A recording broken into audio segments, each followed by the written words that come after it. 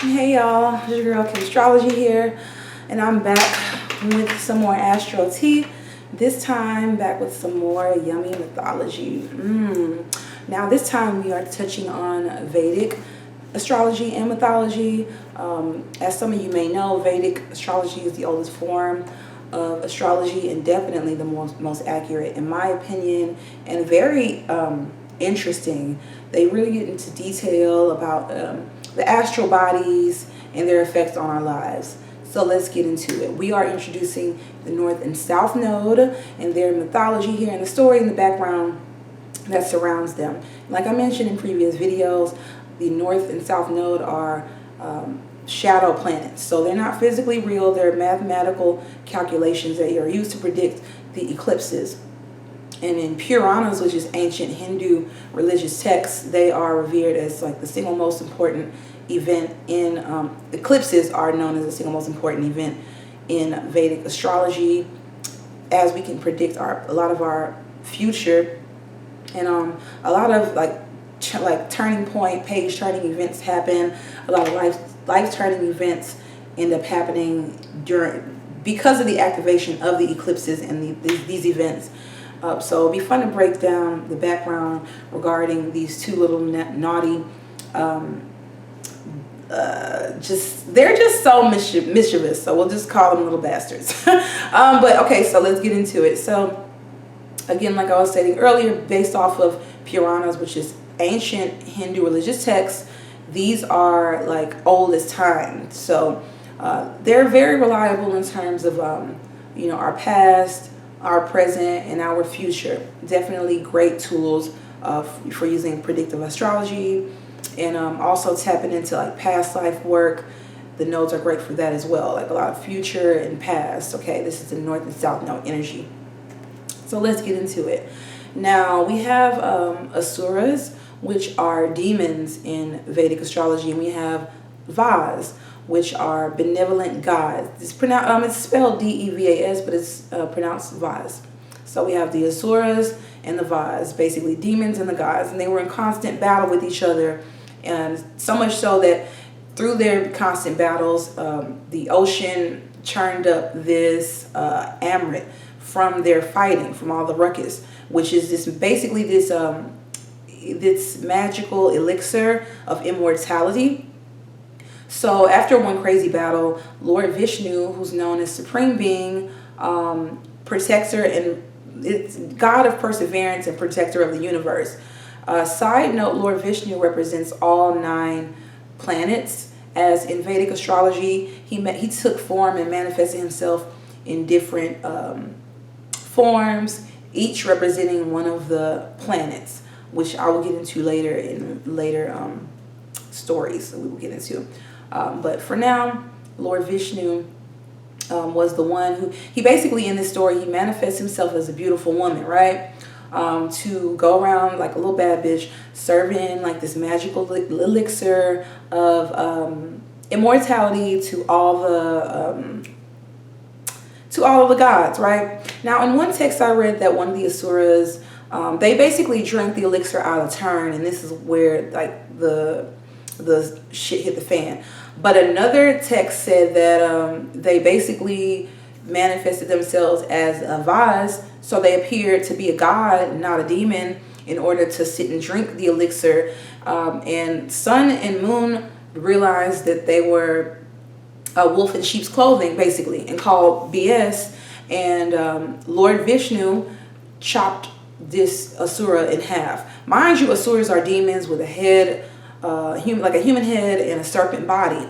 So at this point, this is a head and a serpent body that now are representative of Rahu being the head and the body being the serpent tail being Ketu. Now, because this asura had already drank the elixir of immortality, this head and body, they were now immortal. So like, all right. So yeah, so through vengeance, because they were basically pissed that they got, their head chopped off, this asura, they basically had like this, they have now this long vendetta against the sun and the moon. So they constantly chase the sun and the moon, And from time to time again, they do catch up to them and swallow the sun and moon, creating the eclipses. But because the sun and the moon drank the elixir as well, they are immortal as well. So they never remain swallowed up. They arise again to then present the sun. You know, basically this never works. So it's kind of like Tom and Jerry. Like I would say, like the Rahu and Ketu being Tom and Jerry being the sun and the moon for sure.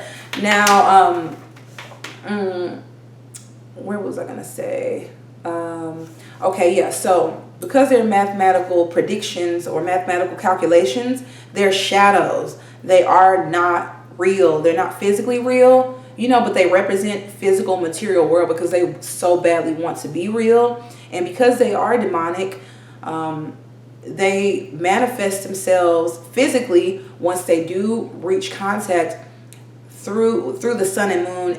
Once they do reach contact with the sun and the moon, creating the eclipses, because the sun and moon are physical and real, the nodes contact with the sun and the moon. They use these events to create mischief or just big energy with the eclipses. So this is why we can see very like life-changing, page-turning events, because the South Node, they're loud and proud. Like they're like, this is my time to shine. So during eclipses, like I said, this is big time for prediction. And a lot of crazy stuff can take place. And, you know, the nodes can be relatively volatile. They're naughty demons that get access from time and time again to the sun and the moon. So they're able to manifest themselves through the sun and the moon, but they are demonic by nature, and they also have a vendetta against the sun and the moon. They're not benefic. So some of their effects can be kind of unforeseen, and it's just kind of cool to go with the punches as far as I'm concerned and just be open to the changes when it comes to North and South Node transits. That's a big tip. Now, another big tip is wearing a lot of dark blue.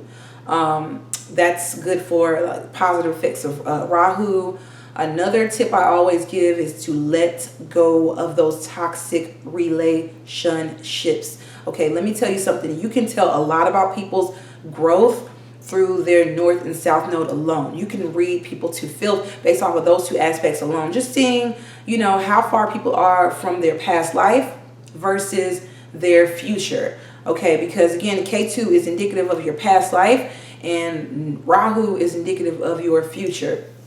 So when we have people that come into our lives that activate these nodes with their personal planets, we can see big events. Now, this can be for the better or the worse. Typically with South Node, it's talking about, aka Ketu, we're talking about endings, new beginnings, death, transformation, rebirth. And there are a lot of ties to Mars and Scorpio and Ketu, if this sounds familiar. But yeah, there's like a lot of death and rebirth. It's a benefic, a spiritual benefic, but a worldly malefic is what I read. So because of the fact that you get you can experience a lot of strife through your South Node and your past life karmas, usually, you know, trouble and strife, it brings us closer to our spirituality and brings us closer to God, because we want an answer and we also want kind of like an outlet for some of the turmoil. So Ketu can actually be a strength in that way. And also it's about our strengths. It's about our comfort zone. It's about life that we've already experienced to the fullest. So there's a lot of information about our own lives, about our own psyche, about our own, especially negative relationship patterns and relationship patterns in general, because it's representative of our past life and patterns. Now with the North Node, we're talking about the future. We're talking about fame, infamy. This could even represent drug abuse, just addiction, as well as Rahu. Also film, film work, just bright lights, and also the trappings of fame. You could definitely, also Rahu and Ketu are the biggest indicators of fame in the birth chart. And now again, we're talking about the shadow sides of the sun and the moon.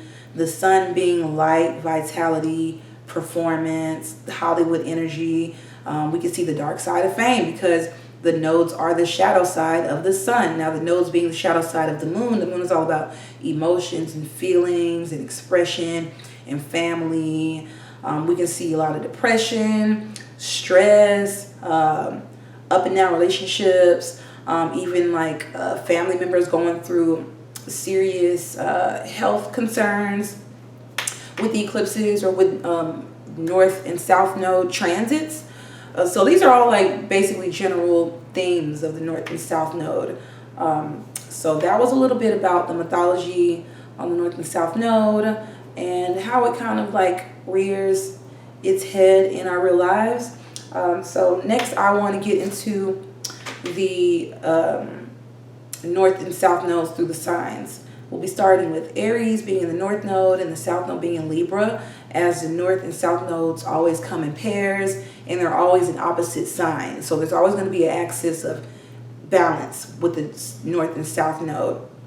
One last thing that I want to mention, one last tip, is that it's never a good idea to completely abandon your Ketu, because even though Rahu is all about growth and development and new life and new energy in the future, it's always about a balance, right? We come into this life with our strengths, just knowing our like, you know, what we know, our information from our past life, from our earlier upbringing. And we are meant to basically use those energies to develop into what our soul's purpose, growth, what our soul's purpose is meant to be in this reincarnation, in this time. So that is the north node, but it's not about forgetting your south node. It's all about using your south node to learn more about your future and how to incorporate both. That's all I have for north and south node mythology, Rahu and Ketu. Thank you guys for tuning in. Stay tuned for Aries north node, Libra south node up next. Bye.